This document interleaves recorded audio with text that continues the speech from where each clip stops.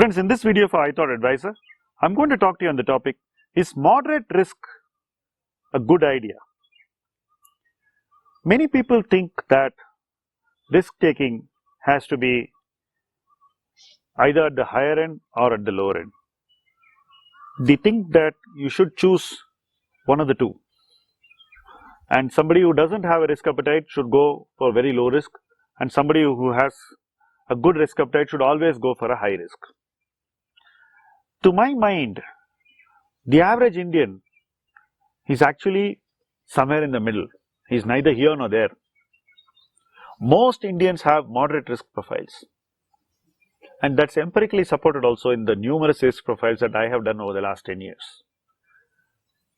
So, when somebody has a moderate risk profile, one needs a risk strategy which is also moderate.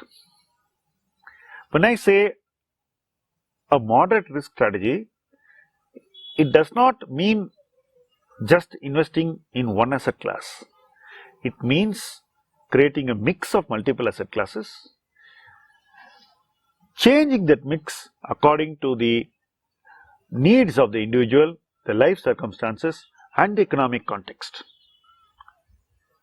If the economic context supports, then you can have a higher allocation to riskier assets like equity. If the economic context does not support, then you need to be progressively raising your exposure to the riskier assets, and you should have a higher exposure by the time the economic context turns favorable.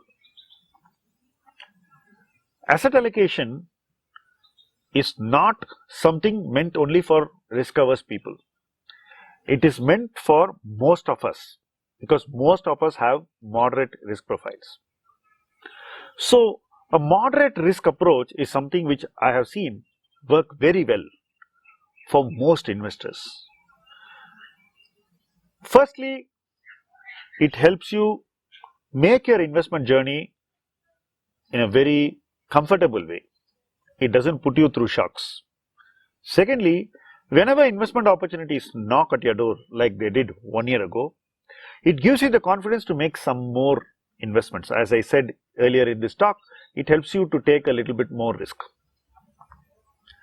And when things become too hot and markets in one asset class enter bubble territory, it encourages you to take some money off the table. Moderation is actually a success strategy. It is actually something you can use very effectively, because the situations keep changing so often that your responses are always measured and correct. Most investment failures happen because people overlook the need for moderation in their greed for returns. Making the highest returns can happen for a brief burst of time, but by the time you have made these high returns, the risks that you have taken in your investment approach become uncontrollable. In fact, you have induced so much more risk as you succeeded, that the risk which you induced into your investment books itself becomes the demon, it becomes the devil, and it becomes the destroyer. Most people think this won't happen to me. I am an intelligent investor. But even the most intelligent investors suffer breakdowns in their emotional intelligence. Every cycle sees new set of people who undergo this breakdown. It does not mean that a moderate risk strategy will not bring the highest returns.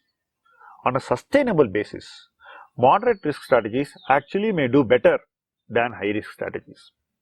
Somebody going for a 12-13% return compounded over a very long period of time will probably do far better than somebody going for a 18-20% strategy in a very aggressive way in short bursts of time. Because the 18-20% approaches may also result in a minus 20% for some time, and the investor doesn't have the bandwidth to absorb that phase. So that itself takes away all the benefits of the higher return phases. Whereas the moderate risk approach helps the investor stay very calm and composed during all the testing phases and do a few things right, which only embellish, improve and consolidate his investments.